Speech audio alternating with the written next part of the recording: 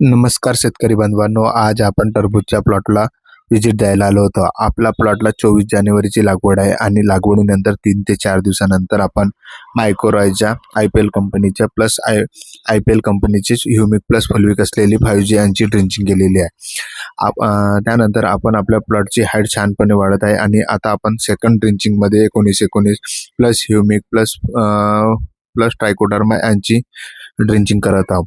त्यानंतर आपल्याला 5 ते 6 दिवसांनी हेवी थ्रिप्सचे अटॅक आढळून आलेला होता. त्यानंतर आपण एवरो सुमिटोमो कंपनीच्या, ज्यामध्ये इमिडाक्लोरोपिड 40% प्लस पिप्रोनिल 40% असलेले घटक, त्यानंतर अबामॅक्टिन, अबासिन क्रिस्टल कंपनीच्या, त्यामध्ये प्रोपिनम बुरशीनाशक आणि टॉनिक ह्युमिक प्लस फुलिक असलेली घेतलेली आहे. त्यानंतर 13 ते 14 दिवसानंतर अशा प्रकारे आपला प्लॉट डेव्हलप झालेला आहे. जर तुमचे काही सजेशन असतील तर कृपया कमेंट्समध्ये कळवावे. धन्यवाद.